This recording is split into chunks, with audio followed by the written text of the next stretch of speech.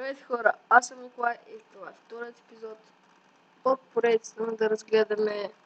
Днес ще разгледаме играта Томас Ласалон. Една много приятна игра, която изобщо не натоварва компютъра ви. Просто с нея може само да се забавлявате. Сега ето го главното меню. От тук се влиза, кредити, настройки и няма че искаме никакъв. Преди съм играл играта, затова казвам, че е приятно. Така, ето го и това е първото ниво. Да, трябва да вкараме зеления правоъгълник в бялото правоъгълниче. Ниво 2.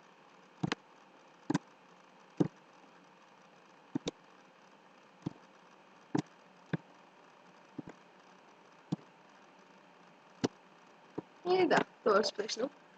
Така, чуда се дали да спирам с геймплея. Но мисля да продължим. Да. Ще видим. Така, най-вероятно поредицата на Grand Theft Auto San Andreas ще бъде изтрита. И ще бъде започната в начало от Джеймс. Сега го бъркам до Джеймс. Да, беше много приятно момче. Но Джак е по-добре. Той снима епизоди. Така, чуда се дали да не знам поредица на Grand Theft Auto San Andreas да бъде започната от Джак.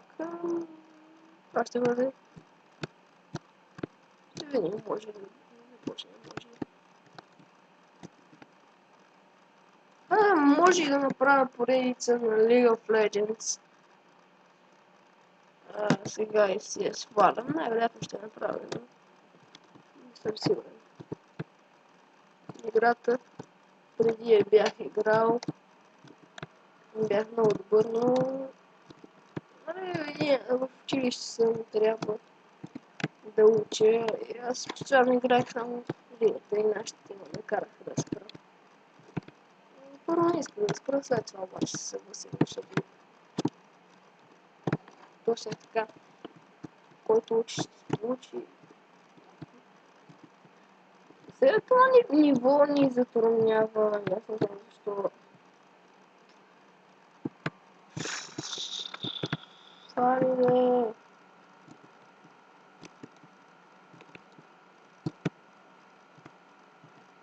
е? Да, нивото е yes.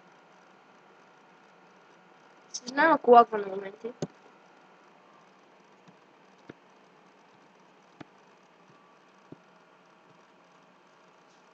Така е това минато. Така, играта поредица на да разгледаме ще бъде продължена пак.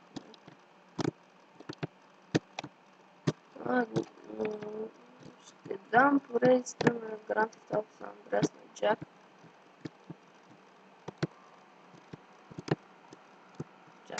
Лагна на секунда само. Да се оправя лагът. Значи, ще дам поредицата на Grand Theft Auto San Andreas на Джак, защото той е ново допълнение, справя се много добре на момчето.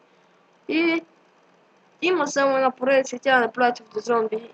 Направи един клип, клипът му се бъгна, много си да слуши.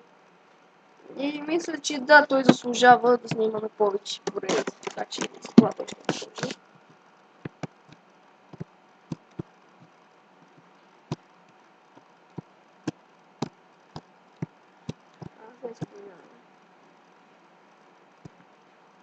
Много лагва. Но какво се прави? На тази игра може да се снима поредица, но не смятам. Защо пък да снимам? Това е елементарно. Значи елементарно в края става обаче изключително трудна. Значи идва още един жълт квадрат. Май не беше жълт, не знам да се спомням. Обаче стават много повече фигури, които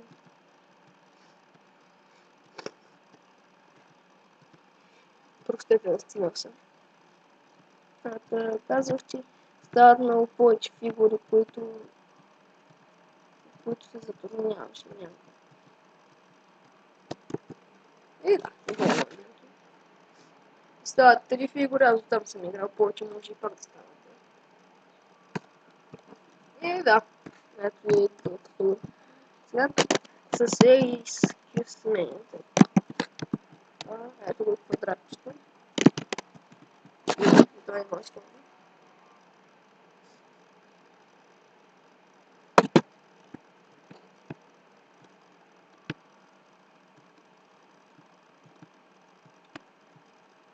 И да, тук ни трябва ето това купче.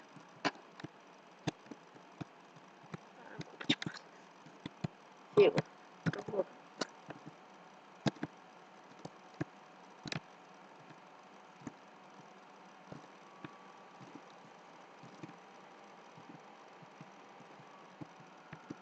Добре, прескачам.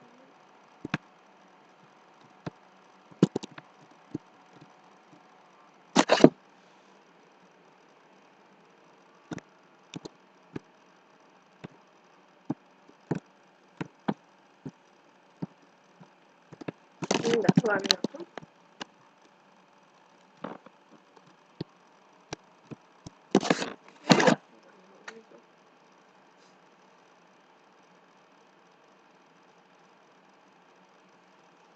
Както казах, простете смъртче.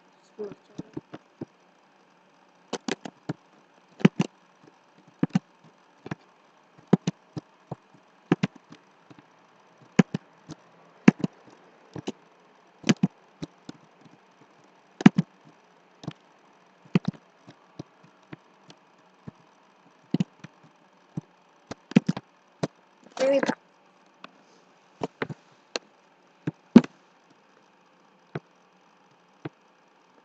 Тук трябва да ми помогне ето това квадратче.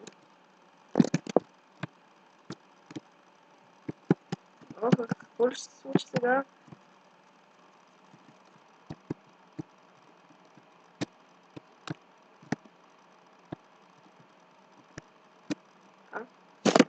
Пак лагна, малко ще спра. За да не виждате лага. Просто да се случи следващо. Както казах, съжалявам, като се чуят някакви звуци. Прозорите са минават коли, такива работи. Да, мисля, че имам нещо.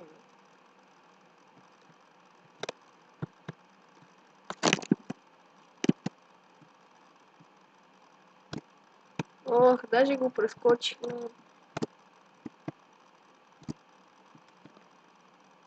И да, yes.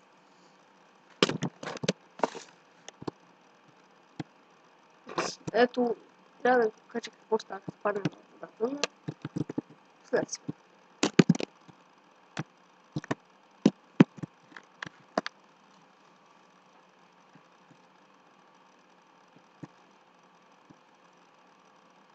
Да, да.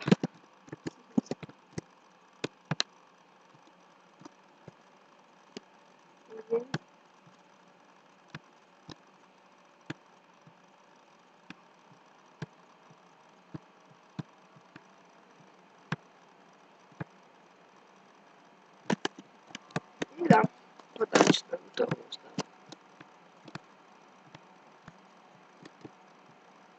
И да, ето вижте какво става, падне на водата. Само, че ни разбира. И не!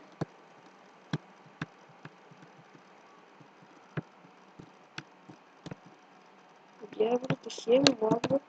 Хеми не върви! Не знам, ще обизнам. Стъпа.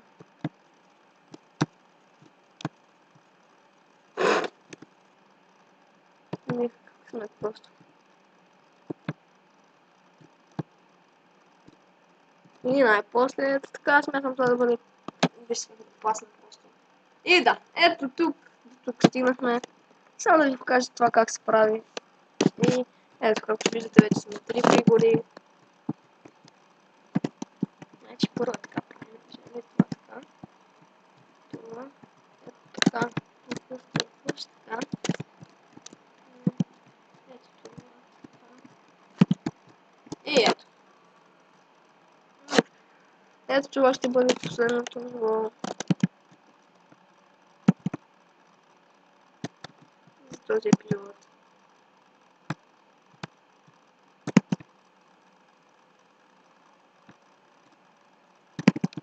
Съжалявам на моменти, че е лагало. Така, надявам се епизода да ви е харесал. Коментирайте, оценявайте, давайте, харесвайте, давайте коментари. И до следващия път. Аз бях Николай.